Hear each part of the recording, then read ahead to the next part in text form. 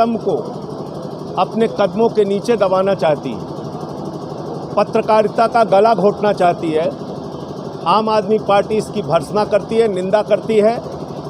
दैनिक भास्कर पर हुए छापे, भारत समाचार के ऊपर हुआ छापा, ब्रजेश मिश्रा जी के घर पे छापा, बीरेन सिंह जी के यहाँ छापा। तो ये जो छापेमारी करके आप आतंकित करने की कोशिश कर रहे हैं एक बहादुर पत्रकार को, जिसने कोरोना की महामारी में सच दिखाने का काम किया, मुझे लगता है ये ठीक नहीं है। और आज ब्रजेश मिश्रा जी के साथ हो रहा है, कल किसी और चैनल के साथ होगा। ये इतने खतरनाक लोग हैं कि ये किसी को बख्शने वाले नहीं हैं, ये बात हमें समझनी होगी। और इसलिए उनके समर्थन में आम आदमी पार्टी ने पूरे प्रदेश में आंदोलन भी किया। और मैं फिर कहना चाहता हूं, मीडिया पर कोई प्रहार होगा तो हमारे नेता अरविंद केजरीवाल जी और आम आदमी पार्टी का एक एक कार्यकर्ता लोकतंत्र के चौथे स्तंभ मीडिया के साथ खड़ा होगा। नंबर 1, पेगासस की जासूसी का मामला सामने आया, जिसमें पत्रकारों के फ़ोन की जासूसी की गई, विपक्ष के नेताओं के फ़ोन की जासूसी की गई, सरकार के मंत्रियों के फ़ोन की जासूसी की गई, और तो और हिंदुस्तान के सुप्रीम कोर्ट के मुख्य न्यायाधीश रंजन गोगोई के ऊपर जिस महिला ने अप्रैल 2019 में आरोप लगाया, यौन शोषण का आरोप लगाया, उस महिला के फ़ोन की जासूसी की गई, उसके 10 रिश्तेदारों की जासूसी की गई। अप्रैल में यह जासूसी होती है और नवंबर के मामले में राफेल रक्षा सौदे के घोटाले में रंजन गोगोई ने क्लीन चिट दे दिया मोदी सरकार को।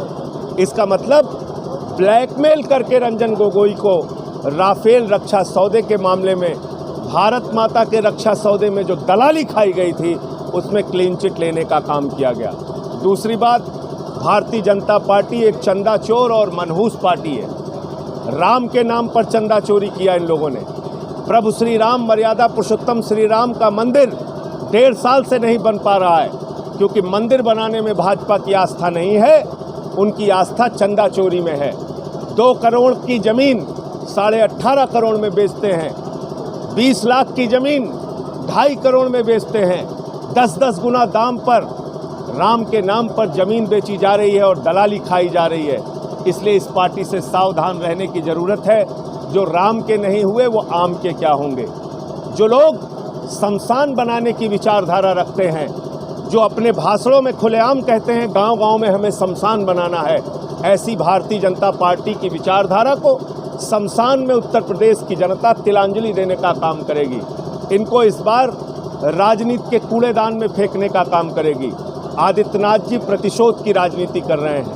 4 महिलाओं को 1 साल से जेल में सड़ा रहे हैं। खुशी दुबे, शांति दुबे, क्षमा दुबे, रेखा अग्नोत्री और उनका छोटा बच्चा।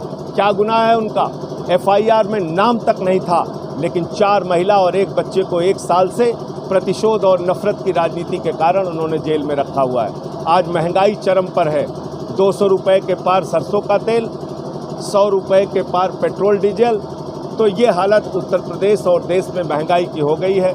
कानून व्यवस्था की हालत आपसे छुपी नहीं है। 6 साल, 10 साल, 8 साल की बच्चियों के साथ बलात्कार हो रहा है।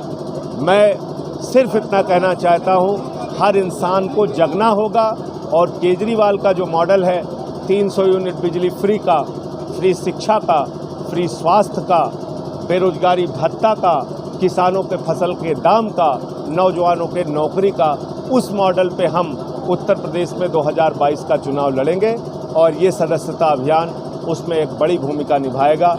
आप लोगों से मुझे इतनी ही बात कहनी थी। कोई प्रश्न हो आपका? मित्र महिलाओं ने, सुहागिन महिलाओं ने अपने सर मुड़वाए हैं।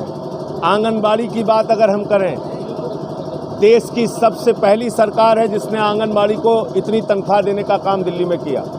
हम यूपी में आएंगे, वो सारी जनहित की योजनाएं जो वो लोगों के लिए हितकारी हैं वो लागू करने का काम।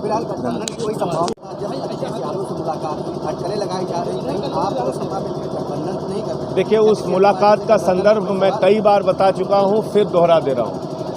वो मुलाकात जन्मदिन की शुभकामनाएं और उत्तर प्रदेश में पंचायत चुनाव में जो गड़बड़ियाँ चल रही थी उसको लेकर मुलाकात हुई थी, उस पर चर्चा हुई थी।